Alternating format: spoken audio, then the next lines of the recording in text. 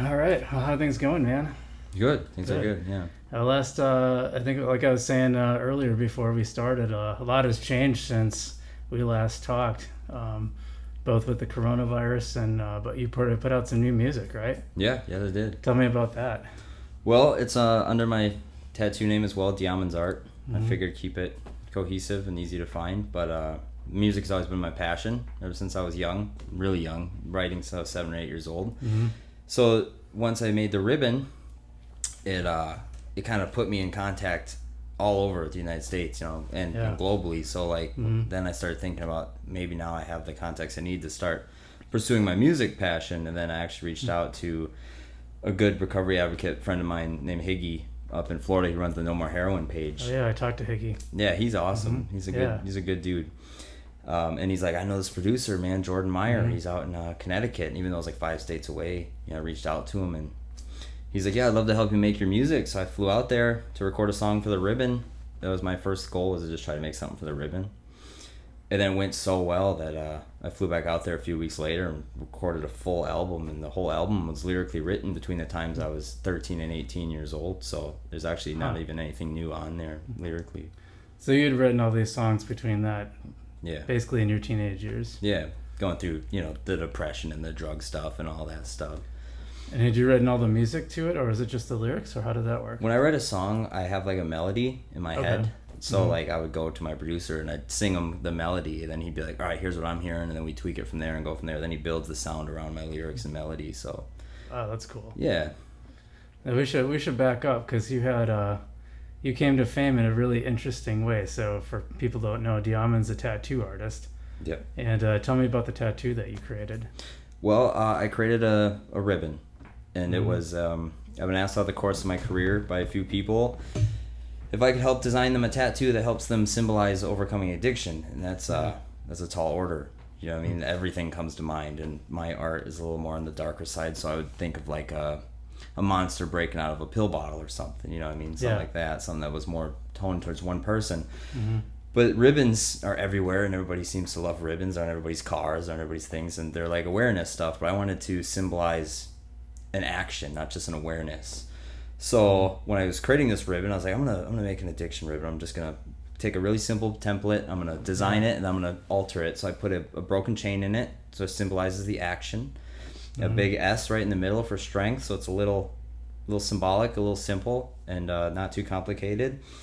I created it, and then I ended up tattooing it on my finger. I put it on my thumb, and I posted it the next day. I'm from a small town, Merrill, 10,000 people, whatever. Yeah. So I didn't expect anything. I usually get 5-10 likes on my tattoos or things like that. Right. But I made this post about, hey, I made this cool ribbon about breaking the habit of addiction, and then I went to bed, and I woke up with 2 million plus views and like 18,000 shares like overnight, and it's Wow. it's still going. It just does not stop. As I recall, you were in bed and you just grabbed your phone, because it's kind of one of the things you do in the morning. Yeah. And you looked at it and you're like, oh my God. Yeah, I was like, is this Eminem's post? You know what I mean? I was like, is this ain't mine? I was like, no way. But yeah. Yeah, and then it kind of just kept going from there, right? That morning, I became instantly overwhelmed. I got a call from Australia. I got a call from England. I was getting calls from all over the world about recovery groups wanting to use this ribbon, and then tattoo artists from all over started contacting me about, can we use this ribbon to tattoo? And I said, absolutely. I'm not going to be exclusive over it. Everybody can take it out and get tattooed. Yeah, and that was your thing. You wanted it to be kind of open source, basically, so anyone that wanted to get this could get it. It's totally not fair to be like, somebody in Africa wants it. I'm like, no, you got to fly out, get it from me. Like, it's the fact that it's everywhere is way cooler than me getting any type of money off of it. You know what I mean? That's way better. And how did you come to this? So we talked a little bit in the interview about your path to recovery. Can you talk a little bit about that? Sure. I started using drugs and alcohol when I was about 12 years old. And I started getting progressively worse and into harder drugs. I was dealing with abandonment issues and depression, things of that nature. So I just gravitated towards anything to make me numb, things like that. And then... What kind of drugs were we talking, generally speaking? Well, when I started, it was simply alcohol and then marijuana, and then pills, any type of pills. Yeah. And then eventually graduated to meth and heroin. And meth would be my drug of choice, and heroin would be what I'd use occasionally. So I used that intravenously for 4 years, from the time I was 16 to 20. And then that's when I became incarcerated due to circumstances that involved drugs and things of that nature. But that's pretty much how I got there. I was dealing with issues, and I started using things like that. And then I eventually somehow developed a callus. Everything I was depressed about, I had all this time to kind of soak in and overcome, and I define the root of my problem, which is what I promote with the ribbon a lot, is willpower and finding the root. I like to focus on the root of why you use in the first place, and then you find that, and then you find a way to cope with that, and then that should help with you to overcome your using. Now, as I remember, you said prison was kind of a wake-up call. How did you end up in prison, and then what was that experience like? Well, I was a skinny little meth kid, I was 16, and I would be called upon by other people to be like, hey, I know this crazy little kid, man, he'll go rob your drug dealer for you if you give him X amount or whatever. So I was just this kid stealing drugs from other drug dealers, things like that. And then eventually one of the places wasn't a drug house, it was just a place, and then ended up getting too messed up on drugs and just had a spree that night. We robbed, we didn't technically rob anything, but we were breaking into places like a bar or things like that. Then the cops came and we got arrested, and I got 7 years sentence, so 3 in and 4 out. So I went in when I was at the edge of 19 towards 20, and I was released early by only a couple months. I think it was like 3 or 4 months because my paperwork got messed up, unfortunately. But I was very grateful that the judge gave me a chance to let me out a little early due to a standing work ethic, and I received my education, and I bettered myself a lot in prison. Going from 12, 13 years old on a drug phase every day until I was 20, man, I missed out on friends, girlfriends. I was just all into my drug stuff. So when I hit prison, I had 3 years with my thoughts to sit and finally unwind and unravel all these thoughts I had, and I had no way to get around that. So I really dove into that. What was that first day in prison like? Well, I remember being on the prison bus, and it was a very crazy experience. The first time you're shackled by the waist and to your feet, and it's just and it was a several hour bus ride. I actually wrote a song about it. It's going to be on the next album that's coming out next year. But it was a very euphoric yet almost frightening experience. It was when you pull into the first gate and you see all these big fences and everything's covered in razor wire, and you got all these people, and I'm like one of the younger dudes at this time. And there's all these big older guys, and I'm this skinny little kid back at this time. Like it was like a here we go. Yeah, it was intense. There must have been that feeling like, oh shit, this is real. This is really happening. And I'm a kind of a delayed reaction type person. Like I could get on a plane and not realize I was on a plane like 2 weeks later. Then I'm like, oh cool, I was on a plane. So but prison kind of hit me pretty fast. The second that they put you in your uniform and then your sandals, and I was in jail a few times before for petty stuff, but this was big dog stuff I was heading to, and it was a crazy experience. I remember you telling me that seeing the other people, the other inmates, made you realize I need to do something different. This isn't what I want to do. Yeah. Can you talk a little bit about how that came about? Was it right away, or did it kind of come about slowly? How did that work? It came about slowly, because at first you don't know what to expect. You've never been hunched in the majority of that people up close in your face, all day long. And then it was probably a few months in when I started to realize that a lot of these guys are big kids. A lot of these guys like it in here. A lot of these guys are here to mess around and start fights and gang stuff everywhere and racial stuff. It was pretty intense. Like some people just made it hell in there. Yeah. And I just did what I had to do to make it through. But it definitely was like, I can't believe I let myself stoop to this level. Like I somehow had more self-respect than that. I was like, some of these guys are absolutely ridiculous, and it's the majority. Of course you get a few people like myself or like a few others that are like, this dude's really smart, it's really weird they ended up in here. You get some brilliant minds that end up in prison for sure, but the majority is not that. How do you get through that once you make that realization? How do you keep out of the trouble that obviously is gonna find you in prison? Well, I actually put myself into a lot of troubling situations in prison. Really? Yeah, absolutely. I was fighting a lot, and it was by my own accord. Like there was a lot of veteran prison guys taking advantage of younger, newer guys. I mean, taking their money, taking their stuff. Yeah. I remember one kid, they took his shoes and pillow, and he was sleeping on a hard mattress with nothing, and they would take all his money. His parents would send him money, and they'd just take all his stuff. This kid ended up cutting himself to get put into a mental health facility, just to get out of there. He was an 18-year-old kid, man, there for some credit card stuff. And I would go out of my way to get his stuff back, or to do things like that. I would stand up for these dudes that were getting. So then I didn't have any help. So it'd be me versus a lot. But I made my time harder on myself because I put myself in the way of that. If I would have stayed clear. But the majority of the time, I weightlifted every day. Mm-hmm. I took care of my body, and I read. I wasn't huge into just laying on my mattress and watching TV. I was reading tons of books and philosophy stuff, and I was definitely sharpening my mind and getting ready for what I wanted to do once I got out.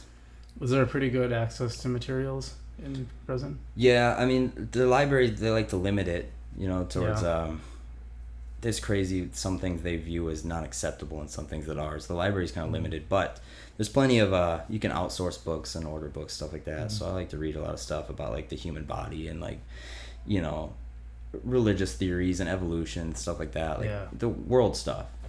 Yeah. So it sounds like you came out with a game plan. At some point in prison, you're like, okay, this is what I'm going to do when I get out. Yeah, actually, the first 2 months I was in, I wrote all my friends and told them I won't be writing them anymore. I broke up with my girlfriend. Mm-hmm. I wanted to get out completely fresh. So I didn't write anybody for like 2.5 years. Just my mom. She's always been a supporter, even back when I was messing up. But I cut everybody off. Absolutely everyone. So I did my time by myself. Wow. That must have been really hard. Yeah, I mean to have to, you're already being cut off from the world, and then to cut yourself off further, even though you got to cut yourself off from those influences. That's still got to be tough. Yeah, I learned a lot about like delayed gratification. Mm-hmm. You know what I mean? And as an addict, everybody's about instant gratification. That's how you live your life. You don't think about consequences. You'll think about that later. I was thinking about it's gonna be harder for me now, but easier for me then. So I did everything to make when I got out easier. And when I got out, it was. I mean, so many people just thought I died or was gone or whatever. And then there was a few people that come back around, and I made it very clear and apparent since day one that they came around like, dude, no, you're still messing up. I want nothing to do with you, and I haven't heard from anybody since. So I stood my ground on absolutely everything that I decided to do. Did any of those other friends turn things around or not? No. I got out of prison with an address book, like 500 names and addresses of people who were gonna, talking about bettering themselves, and I can name two that are out still, and the rest went back in. And wow. Yeah. No, it's very rare that I've noticed that anybody to turn around. And did you start your tattoo business right away, or was that further down the road? It was a little further down the road. I've always drawn since I was a kid, like 6 or 7 when I started writing music. Mm-hmm. But I always liked tattoos, so I was definitely getting tattoos, but I was like, I'm going to work in factories, because you can have tattoos wherever you want. So I was an industrial painter, which I actually really enjoyed. I was a welder, which I didn't enjoy as much, but I preferred my painting. But I kept having conflicts with superiors. Not that I had an issue with authority, but I have an issue when I feel authority is abused. Like if you're promised a raise because you did something to raise production and then they cancel your raise or bail out on you, I feel like that's enough for me to walk out of my job. Like, you promised me this, you didn't keep your word. Right. And that was actually the majority of places I worked. So so after I left my I think third job, I was like, well, I was married at this time. I was like, me and the wife were a little bit of a rocky road because I'm not working now. So we split. I stayed at my mom's. So I had no financial responsibility. I was like, now's the time to see if I can do something with my art, while I'm not struggling to pay rent at this exact moment. And I did. I hit the ground running. I started looking for an apprenticeship. Nobody in the area wanted to take me on. I mean, the closest apprenticeship I found was 3 hours away in Baraboo. Wow. So I drove there every day for a couple weeks. This is like how you guys are starting the tattoo world, generally speaking, is you find an apprenticeship somewhere? Yes, you find an apprenticeship somewhere, but nobody around here wanted to spend any time doing it. Wow. It's a very hard thing to get into. Very hard. But then that didn't really work out because he felt that my drive was too far, so he's like, just stop coming in. So then I found this other place to take me on, and that Yeah. Also ended badly with their morals they held at the shop was less than reputable. So I was tattooing for one solid professional year before I went out and opened my own tattoo shop. Wow. So I've been tattooing for going on 3 years. What was that like? Was that challenging to like get the loans for the business and stuff like that? I actually didn't get a loan. Oh, you didn't? Okay. No, I bought all the equipment outright. Oh, okay. I'm not huge into loans or credit at all. Like I refuse to even get a credit card. Like if I have the money, I'll make it happen. If I don't, I'll get the money to make it happen. You know, I don't like any type of credit or debt. That's smart. Yeah. Yeah. But I bought everything I needed, my tattoo stuff and all that, and shop rent. So I didn't buy the building. I rent the space, so it was feasible. And by this time, I already had built a client base, so money was there. And I've been doing amazing ever since. Like, Inked Horizons is getting huge. Yeah. So that's what it's called, right? Inked Horizons. Yeah. That's a cool looking shop, too. Thank you. I love the checkered floor. Like, as soon as I saw that when I walked in, I was like, yeah, we're going to use that in the photo for sure. Yeah, that was really cool. I pushed really hard for that floor, yeah. That's awesome. And how? What did you get? It sounds like you had a pretty good base even before you started. So you had a good. The thing's pretty good right off the bat with the tattoo shop. Okay. Yeah, the last tattoo shop I was in was less than half an hour away, so most people were willing to commute, and other people were just happy to have another shop in town that was good work with reasonable prices. Yeah. You know, they were it's been great ever since. It hasn't been an issue at all. And then what was it like after the tattoo went viral?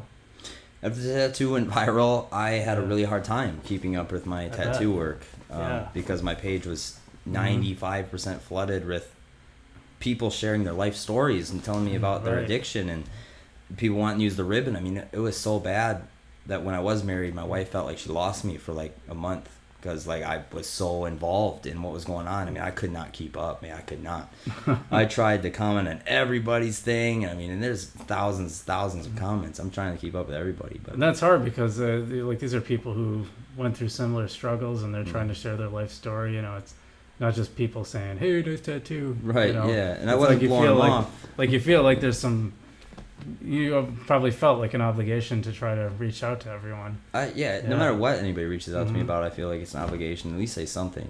Yeah. But some of these were like, when it's a nice short little thing, it's like, hey, thanks. When somebody sends something like this, and I'm like, oh. You can't just feel like, great. Right. Yeah, it sends a thumbs up. You're like, thanks for sharing. And they're like, what the hell? But yeah, my page was just absolutely flooded. And then it was getting flooded with not just messages, but pictures. I mean, I couldn't believe that the day after I posted the ribbon, there's people getting it tattooed on the spot that day. I mean, from all over. And then it didn't stop for months. I mean, months and months. And then there's awesome pictures of like people going in with like 12 of their friends. And they're all getting the ribbon at the same time. And it was a very overwhelming experience, man. I still haven't fully taken the gravity of the ribbon. Like, I can't. It's just too much going on. You know, so something that occurred to me when we were or I shouldn't say occurred to me, but became clear to me when we were doing the story is that there's like a whole community around recovery. Yeah. And it's like there's like minor celebrities in this world in recovery. Can you talk a little bit about that, like explain that to people, because I thought that was super interesting. Yeah, it's something I didn't know was there either. And then now you're one of them, right? Yeah. And now I guess I'm one, like I post this event and there's people who are the mini celebrities or whatever coming to my event and they're like messaging me about how honored they are to be there, and that's crazy because like I was under these dudes before. Yeah. You know, and now, it's like I'm way up there, and these dudes that have such an impact are honored to be coming to that's just so cool. But yes, so I didn't know there was a recovery community either. I was sober for 8 years before I made this ribbon. It's not like I was sober for like a month and made it. I was clean for like 8 years, and it was like not a big deal to anybody. You know, nobody knew. And then all of a sudden I make this ribbon, and now it's like almost a pedestal type thing. But then I became connected with this community I didn't know existed. Kind of like if you first ever used a drug and you didn't know that it was all over your town, and now you're becoming interconnected with and you're like, dude, I can't believe all this was here this whole time. It's the same thing on the other side of the spectrum. Like there's people that are huge, hundreds of thousands of followers in recovery, posting every day about their struggles and helping people out and sending them to rehabs and things of that nature. And there's some really good, genuine people out there helping, but be careful because not everybody is. Yeah. Some people are in it for the wrong reasons, or they got too big too fast, and that's all they're about now. But oh yeah, this is a thing that happens. We get canceled every 15 minutes. Good one. There we go. That's one thing about filling in here. Right. But yeah, that's really interesting that would happen. I guess anytime you get a number of people into like a community, there's always going to be one or two bad actors, huh? Yeah, just trying to bank off it, Mm-hmm. and that's something that it's clear since day one I've never been about, because otherwise I would have capitalized on that ribbon so hard, and he certainly could have. I refused to. Yeah. I refused to. In fact, you kind of had to go the other way, as I recall, right? Like you had to get lawyers because people were trying to profit off this. Yeah, people were stealing the design and saying it was theirs, and then they were. Some people were actually marketing it as me. One of these businesses being Amazon. Really? Amazon themselves stole my product. They created their own line of merchandise with my ribbon, and it took me threatening them 3 times the lawsuit for them to take it down. And it was Amazon itself? It wasn't like a seller on It was Amazon himself. Wow. Yeah.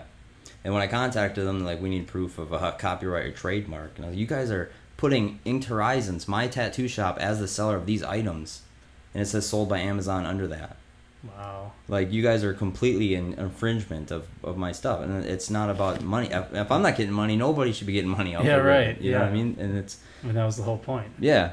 I've dealt with some crazy stuff, man. People stealing the ribbon and then waiting until I posted something and then commenting under it, hey, go here to buy merchandise. So you guys are insane.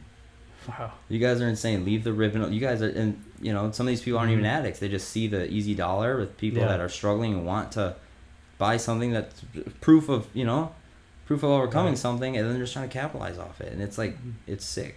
Yeah, that's sick. Yeah. Yeah. But so those are some of the downsides, but there's been a lot of positives out of this too, right? Yeah, absolutely. The community of people I met is great. Mm-hmm. The people reaching out saying, it's unreal when somebody says, every time I look down at my ribbon, it saves my life, or something like that. And that's more power than I ever put into the ribbon. I made a simple design to be real, and it just blew up, and it's so powerful because people made it that way. Yeah. People made that symbol mean more than I would have ever thought. And now it's like a true, it's just an amazing thing. That's what I would think. That's what any artist would hope for. You'd want that creation to supersede any expectations you had for it. It's trampled any expectations. There's no way. Tell me about how the music thing came about. Well, like I said, though, I got connected throughout the recovery world, and Higgy knew a producer. I reached out to Recovery Advocate. He led me to a producer. I contacted the producer, and we started making music. I recommend Jordan Meyer. He's a phenomenal artist. He's really well-rounded. He's a really talented guy, and we click so well. And where did you do this? Connecticut. In Connecticut. Yeah. So the first time when I made the song for the ribbon, I flew there, made the one song, then I made a single on top of it, flew back. And then the second time I thought it'd be a great idea to drive, and it was the worst idea. It was the worst idea I've ever had. It was a 21-hour drive. Oh man. And tolls were insane. It must have been like $120 in tolls. Wow. Yeah, just to get there and back, and tolls seemed to be like every 5 miles, so it was so much more expensive than flying. And then driving through Ohio, every like gas station's blocked off with a toll booth. So if you need to stop and use the bathroom, you need to pay a toll. Oh no. Yeah, it was horrible. I've never seen anything like that. But I didn't sleep. I was up for 12 hours before I even drove there. Drove straight there. Oh jeez. Crashed. Drove straight back. But I was just so excited to make this music, and I couldn't be more happy with the album. I'm super proud of it. A little iffy that the radio station seems to have something against me. Really? Yeah. There's a vendetta somewhere. I don't know Which what it radio is. station? 94.7. Really?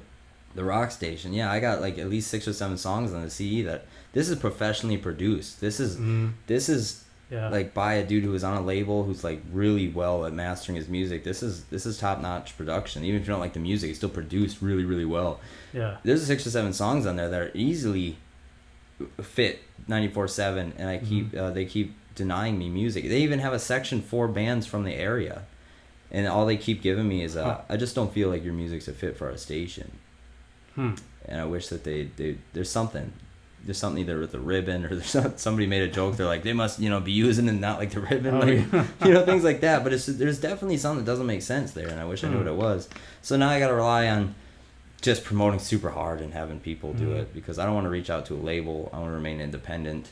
Okay. And all that stuff. But the music, I love it. I couldn't be more happy with the album. That's why you got on CD, vinyl, all that good stuff. It's on CD. Yeah, I only have I think 220 copies left. There's only gonna be 300 physicals in existence. Okay. So you're keeping it in a limited run. Limited run, yeah, because I got it for nostalgic purposes. You know, to hold a CD back when you were a kid, man, that was so awesome. By the time I make the next CD, which will be next year, discs are already dying off. You know, I mean, That's true. It's all becoming digital. Mm-hmm. So I probably won't even make physicals the next one. But this one's available on disc and on every major music outlet digitally: Amazon, Spotify, iTunes, Amazon.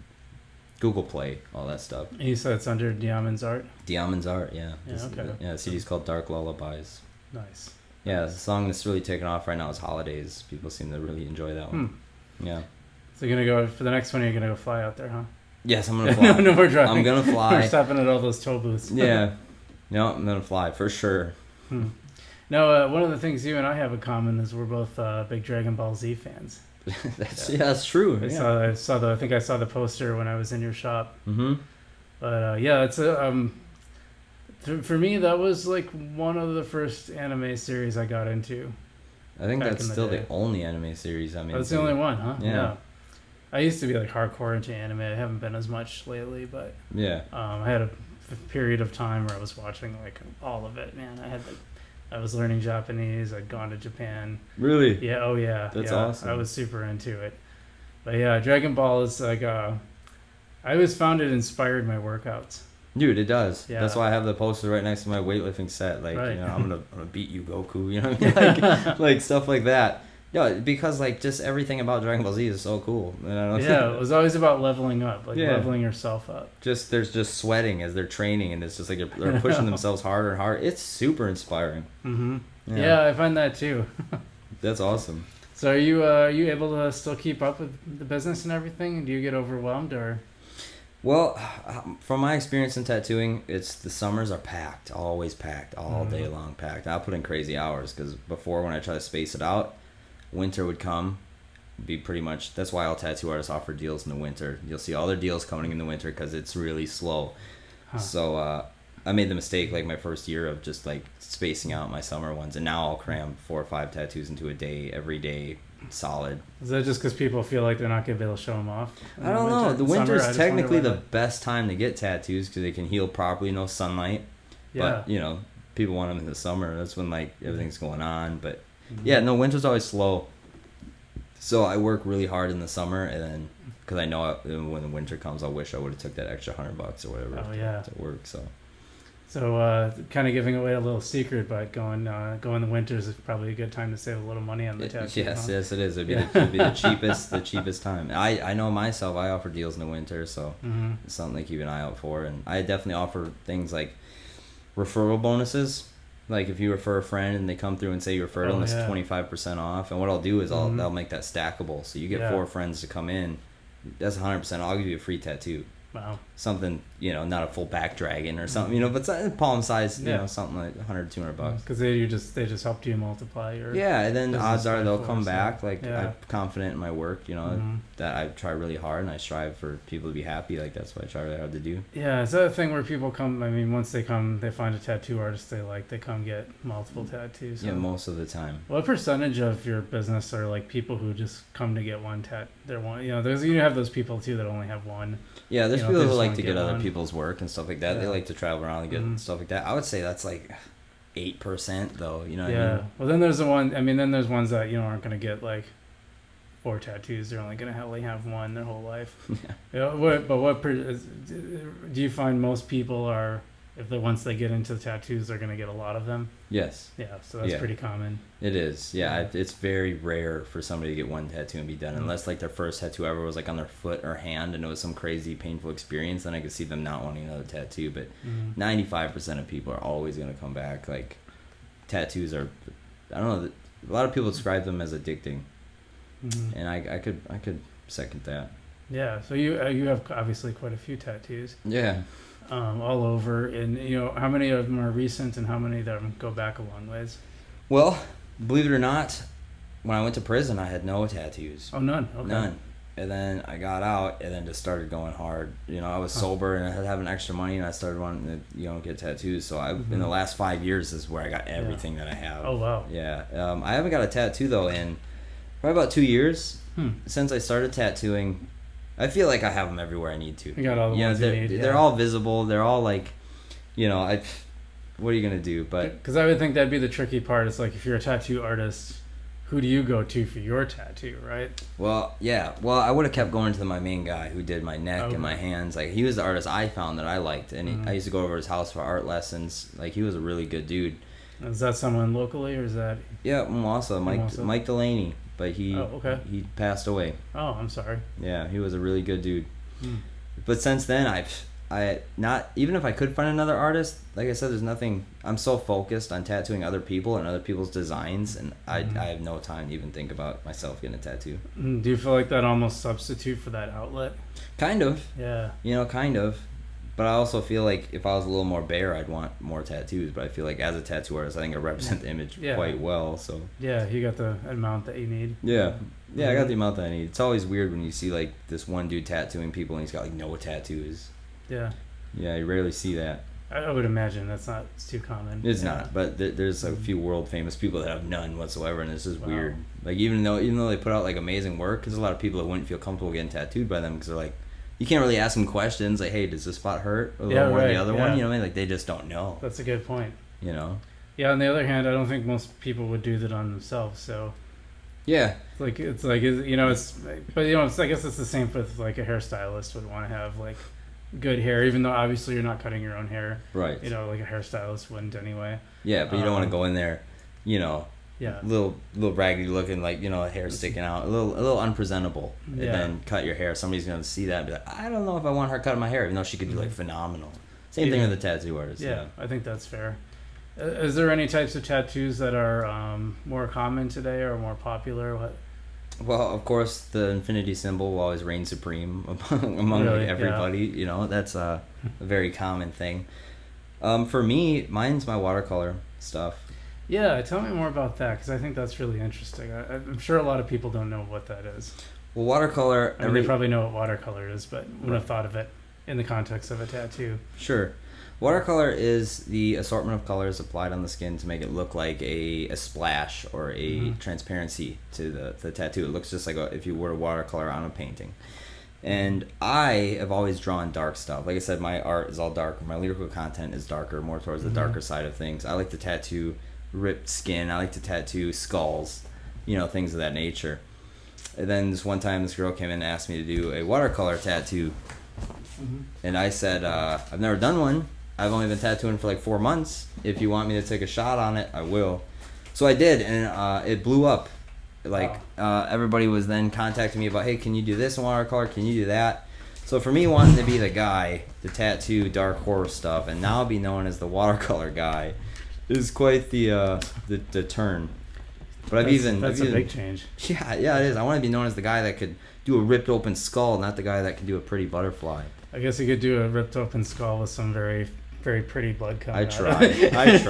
I try to combine my skill. Well, how did you learn it after this person requested it? It was more like, because a lot of people just want custom stuff. They didn't send me pictures of other people's watercolor. Like, hey, can you do this with watercolor? So I would do the design. Then I would start doing colors behind it and then just trying to figure out my own way. And then my way is very distinctive. It's become known by a lot of people. They call it graffiti watercolor, which is really cool that people have, kind of coined what I'm doing as a style. But I like to apply like a splatter and then a splatter behind that splatter. Like a lot of the watercolor you see from what I've seen other artists do is they'll take their ink, they'll dip it in their ink and then water. And then that'll kind of like thin out the ink and give it like a transparency. But from what I've seen is that a lot of people complain about it falling out. It's just too transparent. Eventually when it heals, it's like gone. So I like to get bold with my colors. Then I'll do like a solid dark magenta, and then I'll put like a really light pink behind it. But they're both solid and they're both not diluted down. It's just color upon color. Yeah, and is it just? I mean, because when I think of tattoos, I think of a needle and a line. So are you just going line back and forth, or how do you get the colors on like that? Well, I'll take a liner. And then I'll do the first splat, which is like, let's say, a puddle. And then I'll fill it in solid. And then I'll take my shader, which is a much bigger needle. So it's not just a thin one. It's there's like, let's use a 9. So let's say there's 9 needles spread out in a fan-like motion. Okay. And then I'll brush off of it with a lighter color. So it's almost like a brush, but needles. It's like a brush. That's really interesting. Yeah. Yeah. Does that hurt more than the regular needle? The majority of people say no. No, really? No, because even though the needles are bigger, you're grazing the skin on the top surface. The liner needle is like you're sinking it in there. It's a little more concentrated. Going deeper in, huh? Yeah. Yeah. What's besides the ribbon tattoo, like what's the tattoo you're most proud of, or maybe was the most technically difficult that you pulled off? Technically difficult. I spent 6.5 hours tattooing a zombie head. Wow. And it was something that I threw somebody a deal on because I just wanted. Sometimes I'll do that if I want to practice a piece or like push my skill limit. I'll be like, I really want to do this piece. I'll give you a good deal on it. Just let me do what I want. But I'm actually known by most people that come to see me as like the fastest tattoo artist or one of them around. Like I can get a lot done in a short amount of time. So I stopped charging by the hour. I started charging by the piece. It's probably a good idea. I think so. Yeah. I remember when I was in Anago and I was tattooing really fast. There was this guy who opened a shop next to me, and he'll tell me a short story I'll never forget, and it really applied to what I was doing. So I'm going to tell it now really fast. Yeah, it's a short story. So he's like, let me tell you something. I said, all right. He's like, check this out. So Picasso, he's standing outside. He's got his easel out. This woman walks up to him, and she says, I'd like you to do a portrait of me. He says, sure. Takes it, puts it up on the easel, whips up this beautiful portrait in 10 minutes. 10 minutes. Absolutely perfect. Hands it to her. She loves it. She's like, all right, how much is that? He's like, 1,000. She's like, 1,000, it took you 10 minutes. He's like, excuse me, ma'am, it took me my entire life. Yeah. So that still now gives me goosebumps. That resonates with me like so hard. Yeah. Like people don't understand that, like they don't. This dude took his entire life to master this craft, and he should be compensated for it. No, I find that with photography all the time. People think, oh, you just come take a photo quick. I'm like, no, you don't understand how much time has gone into me learning my craft. Exactly. How much time, money I put into the equipment. It's not just the time that I'm spending actually doing it. And with photography too, it's all the stuff on the back end with the editing too. Yeah, there's crazy amounts of lighting, saturation. I mean, there's tons. There's people until they start getting into it, they don't know. Yeah, I find people who don't understand artistic pursuits, that don't do them themselves, I don't think they understand the value of it. Right. Because they don't understand the difficulty and the work that goes into it. Yeah. I mean, how much time did you spend drawing? My entire life. Yeah. Exactly. Yeah. It's not like this is my first day on the job, first day with art ever, then your tattoo's going to take 14 hours, then I charge you $100 an hour, and now you're up, it's an insane amount of money. That was something that I heard a while back too that stuck with me is like, most people, the reason they don't get good at artistic pursuits is because they're not willing to go through the phase where you're bad at it. Right. Because we all do that. Everyone who starts out, no one starts out good at anything. It's pretty rare. Sometimes it happens, but it's really rare. Most of the time, you start out bad at it. Your first drawings were probably I'd like to terrible, see somebody's right? first one be the Sistine Chapel. Yeah, exactly. I'd like to see that. And sometimes you get stuck in that phase because the challenge is that what good art is. Yeah. And that you're not getting there. And you have to be in that phase for a while until you actually do get to that phase where a lot of people are never satisfied with their art. Yeah. But when you're like in that range, Yeah, it's a passion thing. If you have passion, you'll keep pushing. But there's still things to this day where like, you have to keep an open mind. Like you're always can learn more. You're never at the top of your game. The second you think you are, you should you should quit because then you're egotistical and now you're gonna stop learning. I'll take a look at other tattoo people's work of no matter what level they are, and I'll look at their stuff and pick out stuff that I like that they did. But oh look, they put white highlights here. I'm gonna try that. Or oh hey, I like how they shaded over here. They use stippling over here. So I'm always keeping an eye out for other artists as well and looking at what they're doing and seeing how I can progress my work based on that. Because I got nobody teaching me these days. It's all on myself. Become your own teacher. Yeah. Yeah. Well, I think it's like I would say it's to use an analogy. I think it's like a mountain. Like once you start getting good at something, okay, you're not at the bottom of the mountain, right? But you're not at the top, and you should always be looking toward the top, right? And you should never quite see it. You should never quite see it. Exactly. It's never quite there. You got more to go, and you might where you are on that mountain. Yeah. When someone's one way or the other, better or worse than you, if that's even somewhere around the same range or so to speak. But But you definitely know you should never like I think to have the growth mindset you should always be like aiming up the mountain. Yeah. No, Mhm. for sure. You should. Yeah, it's exactly. You shouldn't ever feel like you were at the top and that's it. Mhm. Especially, I'm only 28, man. If I felt like I was at the top of the mountain now, this wouldn't be So good. like what are some of the stories that stuck with you with the ribbon? I know Higgy told a really cool one when I interviewed him for the story about you. He said that I think it was Higgy. I'm sure it was him. There was Higgy and there was Maddie, I believe you Yeah, talked to. I think it was Higgy who said that um, his mom told him that she's like, okay, I need to be on your live stream today. That's Maddie. It was Maddie? Maddie. Okay. It was Maddie that said that. And then his and him and his so his mom and his stepdad came on the show, and he was supposed to have another guest, but she's like, no, we're coming on today. It's like, okay, mom. And they both had gotten the tattoo, and his dad was like completely not into tattoos at all, or his stepdad was. I think they both didn't have any. And I don't think neither of them had any. Yeah, no tattoos. But I think his dad. I think he said his stepdad was like almost like super against them in a It was way. opposed. So for them to actually, he said it was like, yeah, I teared up because it was like, wow. That was the most emotional ribbon revealing I've ever seen. Like Maddie was just touched, and he was in tears, and the family was in tears, and it's absolutely insane to see the impact of some of this stuff. And especially my favorite thing with the ribbon, my favorite experience is when somebody comes in who has no tattoos, and they said they've always been against tattoos, but they have to have this tattoo. Wow. That is my favorite. That's my absolute favorite feeling. Period, with the ribbon. That's cool. Yeah. And are they a lot of times they're people who were in recovery, or are they relatives, or you've had a little bit of both? There's I would say the majority of people who get them who haven't had tattoos before ever, the majority are recovering, but it's only like 60%. The other 40 are surprisingly parents of addicts, and they just want to support their kid and show love there. So I mean, it's close to 50-50 with people's first tattoos being parents who want to support their kids. I think that's amazing. And does it feel different to you when you're doing that tattoo versus just, I don't know, like a flower or something?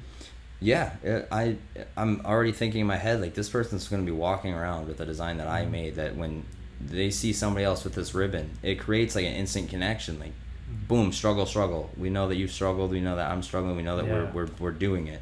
And is a huge. It's almost like a rising. It's like a group without being in a group, and then it's like an instant connection when you see somebody else with the ribbon, and it's unreal. Now you got yours on your thumb. Is that a common place for people to get them, or where are they getting? No. Or just kind of all over. Mostly arms, forearms, legs. Forearms, I tattooed one on somebody's neck. Some people can get them on their necks, which is awesome. Mm-hmm. Mostly all over the body, but the hands and fingers are always painful anyway. So. Yeah, I would think that would be pretty painful. Yeah. I would think the neck wouldn't feel too great either. No, but it's actually the fingers are worse in my opinion. Do you kind of coach people when they're asking for a tattoo and they don't think about the pain part of it? Like, yeah, I like to. Like, you might want to lay it on that one. Yeah, I try to advise the best I can. Mm-hmm. Yeah, I definitely do. And then anybody who comes in, I spend a lot of time talking to them, trying to keep their mind off it. Like I try to be very personable. And try to help people out. I want them to have the best possible experience. Yeah, that makes sense. You're a pretty personable guy. Thanks. Yeah. Yeah. Where do you usually coach beginners to get a tattoo if they're gonna get one? What do you mean? Is there a spot that it hurts less than others? Like if I was to tell somebody, let's move away from below the eye, let's go somewhere else. Yeah, I would say like inner or outer forearms. The forearms is usually the good safe. And it's the easiest to tattoo because it's solid. Right on where you're going, upper arm, you kind of got to position it out. And the forearms and calves are calves are a little painful in my opinion. Really? My calves hurt like hell, but for tattooing, the easiest spots to tattoo are forearm and calf. And do you find it's different for different body types? Absolutely. Yeah. So some people might almost feel no pain in a particular spot, where others feel more, huh? Which is a difficult question too, because you get asked all the time, "Hey, is this gonna hurt right here? Is it gonna hurt right there?" I'm like, "There's no universal. I'm sorry. Like it could be poke completely." them once to see if they. Yeah. Right. Yeah. I'll use ink later. Yeah. But yeah, there's no universal feeling. Mm-hmm. So it's really hard to tell somebody. I know that I'll tell you all my tattoos hurt. Really? I'm not the type of dude to say I fell asleep during my tattoo. I'm not the type of dude to say I felt nothing. All my tattoos hurt like hell. I don't see how they don't. I don't see how, you know what I mean? But Well, you're that's sticking a needle in your body. in It's your gotta- body, yeah. can't How you're feel- like, that's Can't nothing. imagine there's a way that doesn't hurt in some way. Right. Yeah. But you hear a lot. You hear a lot in the tattoo thing, and there's some crazy stories and crazy people that you deal with being a tattoo artist, man. Just some otherworldly stuff that doesn't make sense. It makes your job a little more difficult than it needs to be, you know. So is like the city of Merrill in general like aware of like your fame, your newfound fame, and what's happened, or do you feel like it's I don't know. Like hard to say? just recently when somebody reaches out, like somebody that I've known for a long time, and they're like, hey, just want you to know that what you're doing is inspiring and you're gonna be huge one day. And that's like, that hits me hard because I am so like on my own, where like everything I've done has been on my own. Like every step I've made towards progress, I didn't rely on anybody else's opinion, I didn't rely on anybody else's feelings. It just did what I wanted to do, and then all the stuff's happening around it because I don't believe in excuses. That's something I promote too with the ribbon. A lot of people don't like to hear is like, no excuses. Stop making excuses. You better your life. Yeah. But I just did it all on my own, and I mean, you kind of have to have that attitude in recovery, right? Like you have to have that mindset of like, no, I'm taking responsibility for this. if you're gonna make it. Yeah. But there's so many people that say things like relapse is part of recovery, which is bullshit, man. I hate when anybody says that because no, it's not. Your recovery is not based upon your relapse that you had. That's an excuse. You relapsed, you had a weak moment, own up to it, and get your ass back on the recovery train. But I don't like excuses like, well, this is too hard. I need to. There's outlets for everything. Reach out. There's people that can help you, help your mindset, the things like that. I did it on my own. Other people may need. The majority of people I find need somebody to help them, like with clarity. Sometimes, and I have a lot of recovery advocates I recommend for that. But no, I don't know because, like I said, I'm on my own, so I don't get to see what the world sees. I don't get to see like an outside opinion of me. There's been 2 or 3 people, like I said, that have let me know like what I'm doing is very, very inspiring, and it's amazing to hear. But I'm just living my daily life, So I don't know who's aware of what. I don't know what fame level I'm at. I don't know where I'm at. You've had a couple of these higher level tattoo folks come to town, haven't you? You were telling me about that. Did you say there was one that had like cameras or something? Yeah. There was 2 people who wanted to. Well, one in particular who wanted to interview me from Ohio. He drove down. Yeah. And he wanted to do an interview about the ribbon. He was on 60 Days in Narcoland and stuff like that. So he was getting pretty big in the recovery world as well. But yeah, he came down, brought a bunch of cameras. We made a little short video about the ribbon and stuff like that. We hosted like our first mini event, just on the spot, and it turned out really awesome. So, which led me to want to push it, because that's what I do. So I want to push it. Yeah. So I have another event August 1st now, because it was canceled in May because of the coronavirus. Yeah. But August 1st now. At the tattoo shop, huge parking lot. I got great speakers coming out from all over the United States. Some great people. They're coming out to say their piece and talk about what the ribbon's done for them. And I'm expecting a pretty large turnout. People from all over are wanting to come to this. And now, if anybody's worried about the coronavirus, I would obviously recommend staying home if you're like that worried. I reached out to the health department, and the health department said in our county there is no legal enforceable action for mass gatherings, just advisories. So like, if you want to wear a mask, go ahead. But there's no legal enforcement. So if anybody wants to come, you can. There will be no legal enforcement. Yeah, and I think what they were saying too is outdoors it's pretty hard to spread. Really most of the spread happens indoors. That makes sense. It's sticking on this or that, But yeah, so August 1st at the tattoo shop is going to be an amazing event. Yeah, you had so these guys brought this film crew, and I think that got some looks around town, didn't it? Yeah, we went in the Chips. There's a local burger place, and people were like, blown away. And the people who came to do the interview and everything were blown away by like my tattoo shop. It's not like from a big city. It's not like some big nice skyscraper looking thing. It's a nice little shop in a nice small little town. So when people hear that here's where I made the ribbon, it blows a lot of people away that it's not some huge city big world thing. I just tattooed a ribbon on a speaker's hand that's gonna come, and he was so excited that this was from Wisconsin. And that was really cool. He's like, dude, we got nothing. We got almost nothing here that's like, yeah, that's from Wisconsin. Wisconsin did this. He's like, usually it's California or something like that. He's like, but to have the ribbon from Wisconsin. I was just stoked about how he was stoked that it was from Wisconsin. So, I mean, that is cool. And being from like this area, especially Lincoln County was known as like, you know, the meth capital. A lot of people, it was self-proclaimed, you know. Yeah. It was self-proclaimed meth area was on that, and then now it's got the ribbon, so it's like an awesome. Yeah, that's good to supplant that, because Yeah. I've heard an anecdote for a couple of people that in the prison system, when they have intake, if they see meth or heroin on the intake, they say, was it Marathon or Lincoln County? Yeah, right. There's not, that's not the reputation you want. No, right. Yeah. Yeah, but it's the one we've had for a long time. Yeah. Mhm. And I used to be a huge part of that. Huge part of the downside of the reputation, the druggie running around causing problems. Right. It's really cool that a lot of people say that you have to leave your area to start over. And I'm right in the base of my area where I created all my problems. I'm right in the pit of where I created all my demons and all the bridges and all the bad things I've done. And that reputation has pretty much died. You're always going to have somebody out there that's like, you know, still a druggie, but this and that. But like overall, my reputation is completely flipped around from what it was. Yeah. You know? You're the guy bringing some fame to Merrill. Some fame to Merrill. Yeah, that's awesome. Way. Yeah.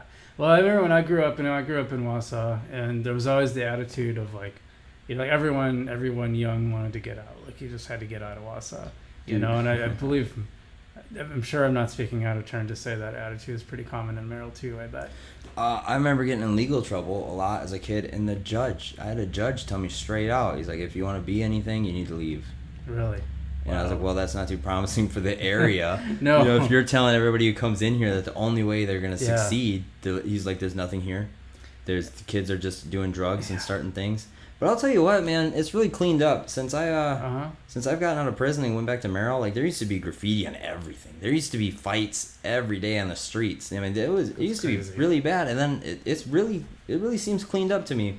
Yeah, I feel like the same about Wausau. I feel like it's changed a lot. Yeah. I feel like there's a lot of people here who are trying to do good things here and trying to do cool stuff here, you know, instead of like, oh, I want to do something cool, I have to go to a big city to do it. Yeah. Who says, you know? Yeah. I think, you know, it probably doesn't sound super deep to say, but I think the internet really did change a lot of things because, you know, it allows you to do a lot of stuff here. It allows you to access a lot of different types of culture and ideas.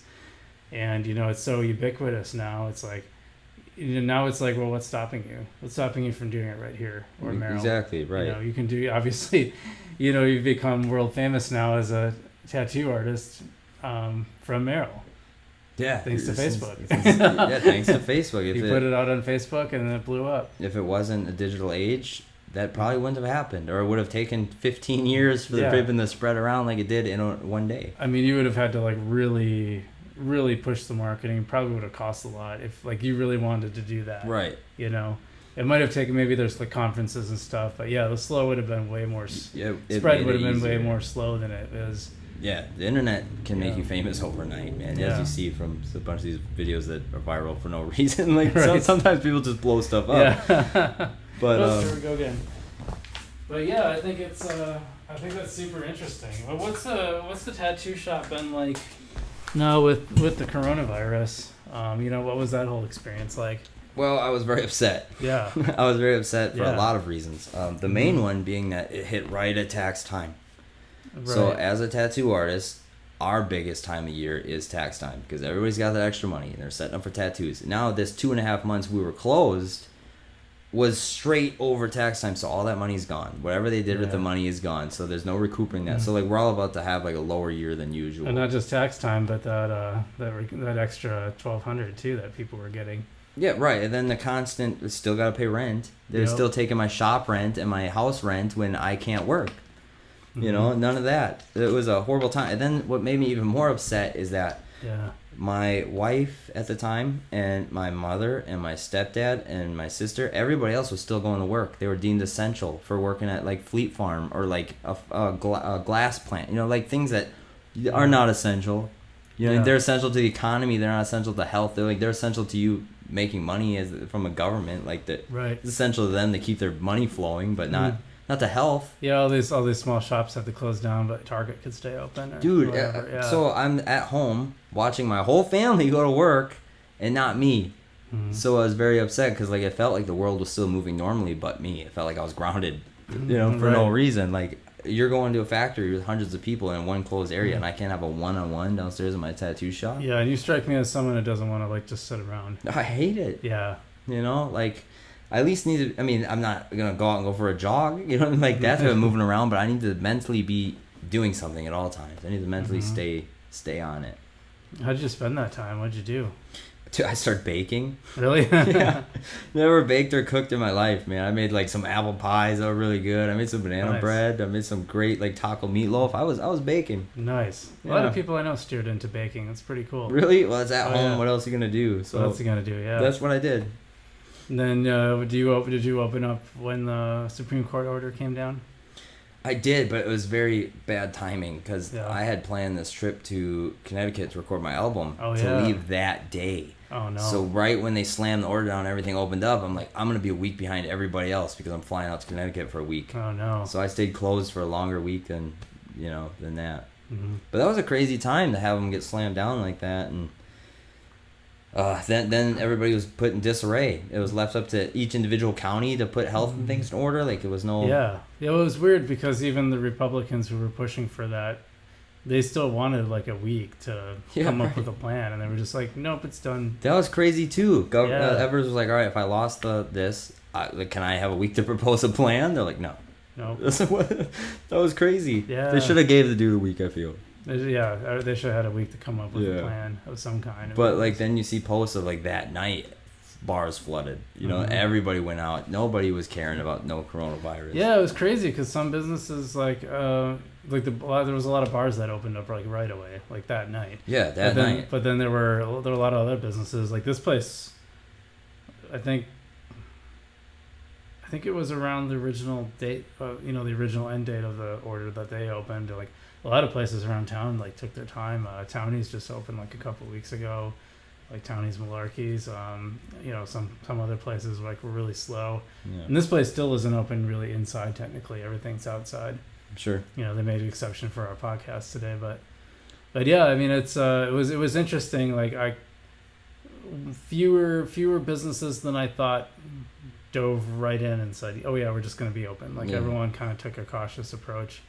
Well, I think not everyone, I shouldn't say, because like you said, a lot of the bars were like that night we're just like, let's go. Packed. It made the news or whatever. Like it was so packed. But like when I flew out to Connecticut, man, I felt like the smelly kid at school or like at a summer party because like they are not messing around. Oh yeah. Connecticut's not messing around. Wisconsin seems like 100,000% careless compared to Connecticut. Everyone had a mask. People had taped up windows. People were not leaving. People were not doing it. Everyone had a mask. It was actually, I believe, I was told it was illegal to enter a business without a mask. And at the same time, you got Wisconsin posting, we're making it illegal to enter certain businesses with a mask to avoid any type of theft. So it was like, we're on the complete opposite spectrum. But there, if anybody catches even a cold, I'd be amazed. Did you bring masks with you? No, I didn't know. You're like, oh shoot. yeah, I would go to travel centers as I'm passing through and everybody's staring at me. I'm like, what's going on here? But it turns out, like, once you pass Wisconsin, everything's really serious. Yeah. Did you probably had to go run and find one somewhere, huh? Yeah, luckily, my producer's family was stocked up on masks, so they hooked me up with hand sanitizer and masks and things like that. But at first, I was honestly offended that they're like, you need to wear a mask to go in our house. Like, are you serious? But then I seen that it wasn't just me; it's like their own family they're making do this. So then it became easier. But at first, I was like, man, should I just leave? You're right. Like, I was like, I'm so out of place. Wow. Yeah, that's crazy. I just this whole thing has just made me kind of want to like stay home for a while, and I probably won't travel for a while, just because I don't want to. I think going in airplanes and stuff is a pain in the butt already. So like to have to deal with like the extra coronavirus stuff, I'm like, I'll just stay home. Sure. It'll be there later. It will, yeah. Well, so have things returned to somewhat to normal now? You keeping a pretty good? Yeah, I'm absolutely slammed. I had to change my schedule around due to the divorce that's going on. So now I work 10 days in a row, and I'll slam everything in those 10 days. And then I got my kids for a week, so I'll take off 4 days to spend with them. So I'm in easy terms, I'm off every other Monday through Thursday, and then I work that Friday through the next following Sunday. Wow. So I'm off every other Monday through Thursday.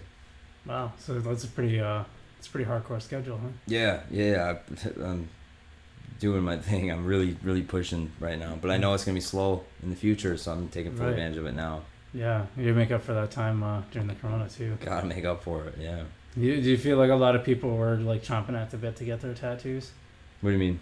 You know, with because obviously they couldn't get them either, right? Like everything was closed. So were there a lot of people that were like, oh, I've been waiting to get this for like since before Corona. Absolutely, but I also Yeah. had a lot of big appointments scheduled where people have full out bailed on their, they Really? canceled them because so much they were scheduled right before the virus. Then by the time it comes, like I don't have that money anymore. Oh, because they were that far out. So, yeah, so there's thousands of dollars that are gone because like now Wow. that money's gone and they got to take a while to recoup it. I might hear from them again in the future, but it's just that money's gone. Yeah. That money's gone that could have been there. How far out? How far out are people booking these things? I'm out like 2 months, which 2 months. for me is pretty good, especially because like Mhm. usually when a tattoo artist says, in my opinion, when a tattoo artist says I'm booked out 2 years, it's because they're scheduling 2 or 3 bigger tattoos a week and then they're chilling for the rest of it. There's no way they're booking every day for 2 years. It's just Yeah. it's not a realistic thing, especially around here. You're booking a few. I would do it too if like Mhm. once things happen that way where like I have a constant business thing. I'll book 2 or 3 bigger tattoos and then chill. But I'm working every single day for 10 days straight and only 4 off and 10 more days straight. Wow. Yeah. How many hours of of tattooing can you do in a day? Like I tell people 8. 8. I tell people 8 because after 8, and I've been witness to this, watching other artists and having myself tattooed on for longer than 8. After 8, your mind starts to go. You like now you're sacrificing detail. You're rushing through the tattoo. Like Right. 8 hours is like my absolute top. So I tell. Yeah, I gotta imagine with that level of detail, like the concentration it would take. I was gonna say I didn't think you'd be able to do more than 8 before it would just. Yeah, no, 8 is Actually, in fact, 8 has got to be pretty. yeah. After proving 6, even. after 6 even, Yeah. you start to be like, man, like I'm really working on this, and I've been like, because your eyes are squinting, you're focused so hard on just Mhm. colors and lines and details that after 8, it's just not a good idea. Yeah, if anyone's wondering about that, home, go draw for 8 hours and tell me how you feel. Yeah, right. Yeah, Right? yeah. Don't stop. Take a break every hour and a half to smoke a cigarette or whatever, and then get back to your. And then just imagine it's going to be on someone's body permanently, so you can't really make too many mistakes. Yeah, right. Yeah. Yeah, do it in a Sharpie or a pen, and Right. then put it on put it around your leg, so you have to stretch the paper because like Right. now you have to mess with skin with one hand, so your hand's been stretched out for 8 hours, stretching skin. So it's a bodily thing, and then your back. I'm worried one day my back's gonna go or my hands, because like you're on a stool like this Oh yeah. for 8 hours, your back is Mhm. is just it's gonna be messed up.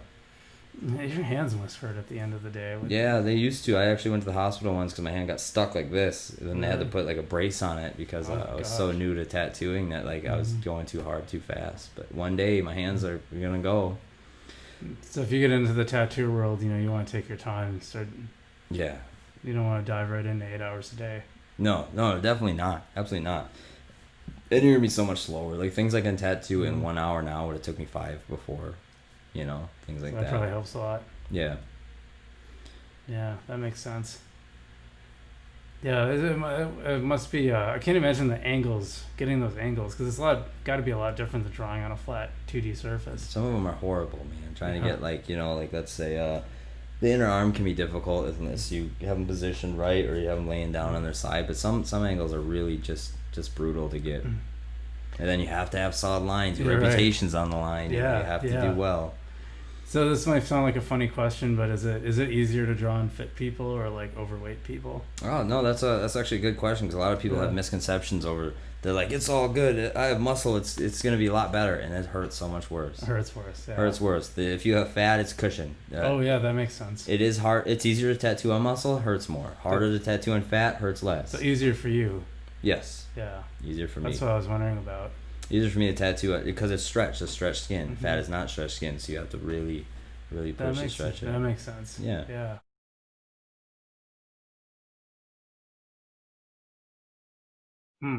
Interesting.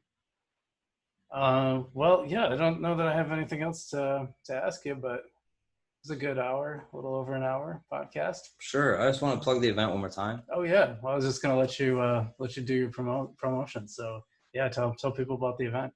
So the event's August 1st, 1319 East Main Street, Merrill, Wisconsin, 54452. It's also just Google Inked Horizons if you want to know where the address is. It's open to the public. Everybody's welcome. There's going to be free food. I wanted to run over before I forgot a quick plug to the people coming that are going to speak because they have a following. One of them is Higgy. We got Richie Weber. We got Corey Gutska, Maddie Jablonski, Shonda Lynn, Aaron Spalding, Rebecca Foss, and Bev Kelly. And these people do amazing things in recovery, and they're all going to be there. These guys are like from all over the country. All over the country. Yeah. We got Higgy from Florida. We got Richie from Ohio. A lot of cool stuff. But I'm going to be doing the ribbon tattoos. They're $50. That's what I've always charged for ribbon tattoos. So that's going to be going on. There's going to be free food. I'm paying for everybody to have something to eat. Guest speakers. So you can go get one of these tattoos at the event. At the event, yeah. There's a lot of people who were waiting to get it from me, which I think is great. But obviously they can get it anywhere if they wanted to. But there's their chance to get it from me if they want. So you're going to be a busy guy that day. I believe so, yeah. But on top of the speakers, I'll speak last. Thank everybody coming to the event and, talk to that. I want to get engaged with the people that are out in the audience. I want, if somebody wants to share something about their recovery or what they feel, I think I implore that. That'd be amazing. So it's just going to be a good hangout time. It's not going to be like a formal, everybody sits down and receives some sort of thing. It's like, it's just a big hangout, cookout. Everybody from recovery should come. There's some music, you said? I had a DJ. He's not able to make it that day. I might get another one. Otherwise, he is dropping off his PA so that we at least have something to speak from. And he says he'll show me how to set up music, stuff like that. I might need somebody else to work out. I'm going to be, like you said, busy if I'm tattooing and I'm doing all that stuff, meeting people. But I definitely want everybody to come. Everybody. If someone wants to get this tattoo, what's their best avenue to do that? They could contact you, or are there other places they could go to if you're busy? Or I'm going to be the only one tattooing them at the event. That day, but just in general. In general, they can go to any tattoo artist they want, anywhere that's close by. They just, I've had people message me asking me for the stencil. I'll send them the design. Take it, go wherever you want, get it from anybody. Yeah, that's cool. Yeah. And tell people about your album one more time. Plug that. Deamon's Art is my album. You can find it on Spotify, iTunes, Google Play. Dark Lullabies is what it's called. Holidays is my biggest song. It's a kind of a comical song about how the holidays sometimes aren't the best for people. Yeah, right. But it's more like a punk rock song. The album's kind of like industrial, electronic. It's an amazing album. I love it to death. So that's awesome. The next one will be coming out next year around May. And if they want to follow your tattoo art, they do that as a Deamon's Art on Facebook as well. Deamon's Art is also on Facebook as well as a music page and as my personal page. Click a follow on any of that stuff. I got the Inked Horizons tattoo page. You can follow that too. But yes, Deamon's Art or Inked Horizons is the way to follow. Send questions, messages, tattoos, ribbon stuff, whatever. There's also a group on Facebook I created called the OAOB, which I didn't cover that. It's called Overcoming Addiction or Bad Habits. People, I got the shirt right here. Yeah. OAOB, you can see it. This is the actual tattoo. And there's the regular ribbon next to the support ribbon that most people get. I can just move the camera so maybe me, but you can see that. Yeah, you can see that. There it is. Okay. That's pretty cool. Yeah. So, and you sell these at your shop too. So yeah. There's if you want to support the movement or idea, and you don't want to get a tattoo, you can buy one of the shirts, huh? Yep. That's pretty cool. But yeah, there's the OAOB Recovery Ribbon group on Facebook. It's got like 2,100 members, so it's growing, and the people just share their stories and uplift each other and share their ribbons. Merchandise, you can just contact me, or there's www.inkedhorizonstattoos.com where you can see a select thing of merchandise as well. What kind of advice would you give to someone who's maybe struggling with addiction right now? What would you say to them? That it's normal, and not to, definitely don't give up. And what you need to do if you are struggling with addiction is stop making excuses for why you're using, identify why you're using in the first place, and do everything you can to make amends with that. For me, it was abandonment from my father. So I eventually came to terms with, look what I'm letting this person who has nothing to do with my life do to my life. Yeah. And then that was the realization for me. That was like, what am I doing? I'm actually destroying myself when I thought that, I was just doing whatever. Yeah. I was letting this person control my whole life. I didn't look at it that way before.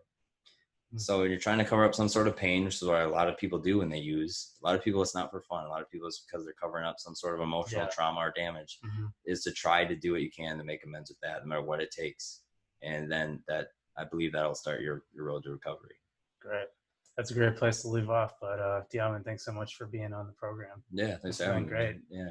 Everyone, make sure you, if you're watching on YouTube, make sure you hit the like and make sure you subscribe if you're not subscribed to us. I'm BC Kowalski, and one of the things I do when I end the program is I always make my guests say "Keep it Wausome." So